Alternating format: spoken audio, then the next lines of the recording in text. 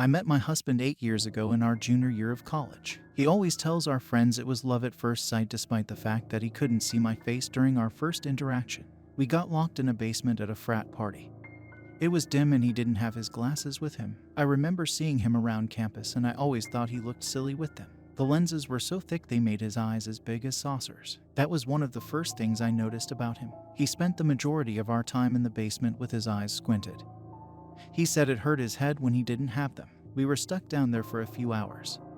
One of his friends came looking for him and we got out. He ran up to his bedroom, asking me to stay put. He returned with his glasses, finally taking a good look at me in the light. He told me he thought I was a girl with a cold based on my voice.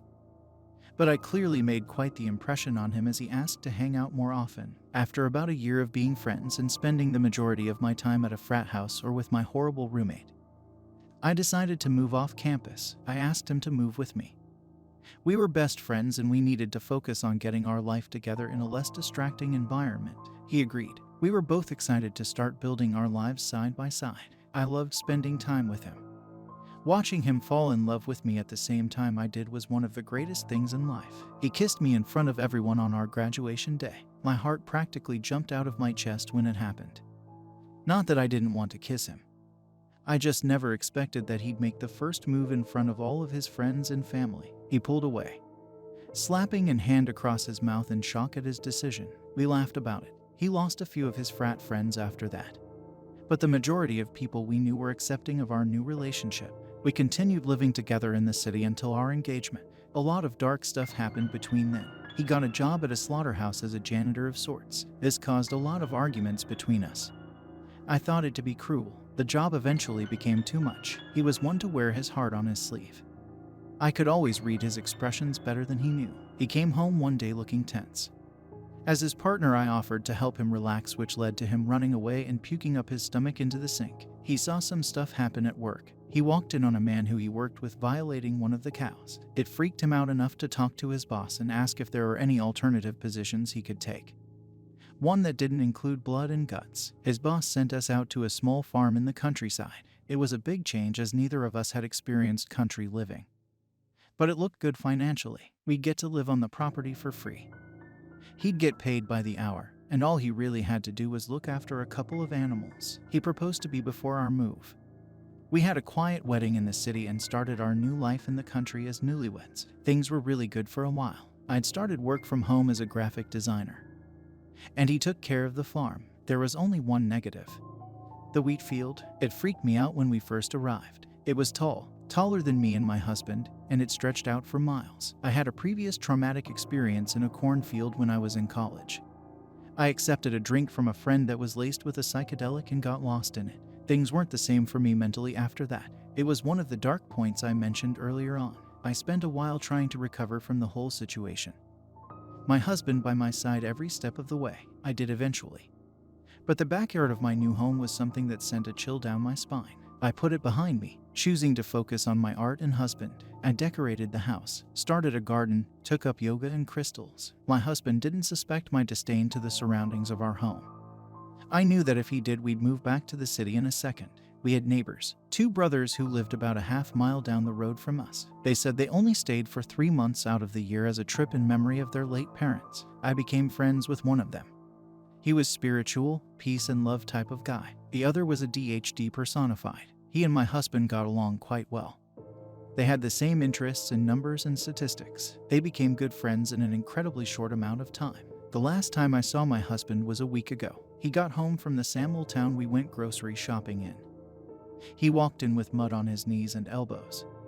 I laughed a bit at his appearance. He tried to mess around and hug me, explaining as he chased me around the house that he slipped on his way up the driveway. He kept stumbling as he didn't have his glasses on. I didn't think anything of it. After a few minutes of trying to be funny, he said he was going to go shower. He tripped on his way up the stairs, getting mud on a few of them. By the time he was done showering, the sun was down. He called me from upstairs, asking if his glasses were in our bedroom or on the counter. I checked and couldn't find them anywhere. He said he thinks they might have still been outside from when he fell. I offered to go out and help him look, but he was a kind man. He didn't want me out in the cold or to get dirty.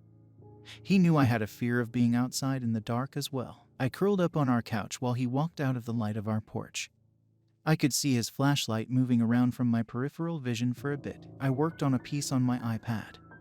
The customer needed it done by the morning, and I was so focused on getting the details figured out that I didn't even notice the time passing. I wish more than anything that I just went outside with him. I finished up the piece.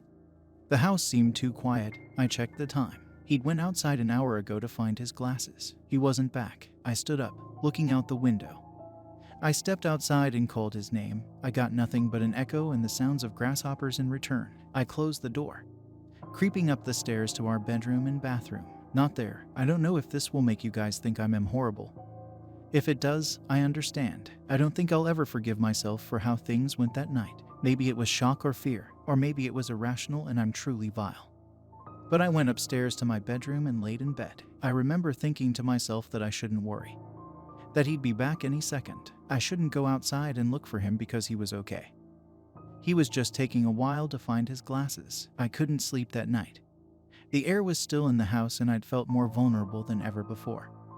Like the sides of my body were exposed to a crowd of people. Any sound I heard felt like I got lifted higher on a crucifix, spread out and unable to defend myself from the unknown. I don't know when I fell asleep, but as soon as daylight showed, I went outside and searched everything. I went to the neighbor's house. I explained to them what happened, still in a bit of a daze. We went to the police station where they told us there wasn't anything they could do for the next 48 hours. We spent all day looking around town, the grocery store, the library, everywhere. I called hospitals in the area, talked to gas station clerks. Nothing. I got back home later in the day, checking the house and farm again. My friends offered to stay overnight, to which I said yes. I went up to my bedroom at 9 p.m. My friends were in our guest room, which brought me some comfort. I was woken up at 2 a.m. by some strong winds. I heard a rattling come from the backyard. I stood up and looked out the window, trying to avoid eye contact with the wheat field as best as I could. There was little to no way to see.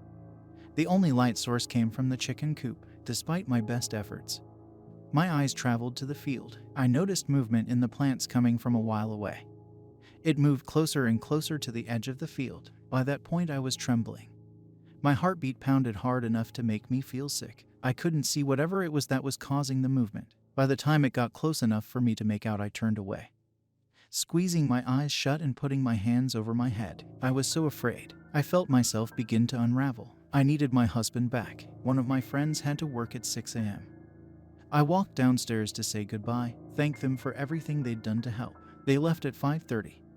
I couldn't go back to sleep, still feeling a sense of shock at the fact that my husband was gone. And I had no clue what happened. I made some coffee and slowly walked back upstairs. I took a second to crouch down on the stairs, lightly touching the mud prints from the last time I really saw my husband. I heard a sound coming from the bedroom. I slowly stood back up, trying to tiptoe to the source. I made it to the crack in our bedroom door. I saw my husband inside. As much as I wanted to run in and hug him, a piece of me told me to stay put. I watched him for a second, letting my eyes adjust to what I was truly seeing. He was nude. His spine seemed to be severely curved to the left, the line of his back going deep and crooked. He was hunched over. His arms dangled at his sides as if he was no feeling in them. They were long. It looked like his shoulders were dislocated. The skin on his neck to his shoulders stretched unnaturally. His knees were bowed inwards. I watched as he took a shaky step toward the window. His feet dragged and his knees wobbled, almost like a fawn taking its first steps. Everything about the scene was uncanny. I could make out his side profile. His jaw was slack, his eyelids hung low, his eyes expressionless. I slowly backed away. Walking downstairs to the living room, I waited for him to come down, to tell me he hurt himself. That's why he looked so odd, or to tell me he was lost in the fields. That's why he appeared so gaunt. I placed my coffee cup down with force. I wanted to make noise. I wanted it to know that I was in the house, to hide or run away if it needed. I knew immediately that I was afraid of it, even if it looked like my husband. An hour passed. I could hear heavy footsteps upstairs. They lightened over time. My blood ran cold at the fast-paced footsteps I heard coming down the stairs. I clenched my fists. I asked for forgiveness subconsciously. I don't know what I expected. My husband walked into the kitchen, dressed, showered, and walking normally. He smiled upon seeing me, asking why there was mud all over the steps. I laughed, still sitting at the counter. He didn't question my lack of response to his disappearance. He walked past me, planting a kiss on my cheek and reaching for the box of cereal in the cupboard. I noticed what looked to be stretch marks up his arm. I didn't know what to say.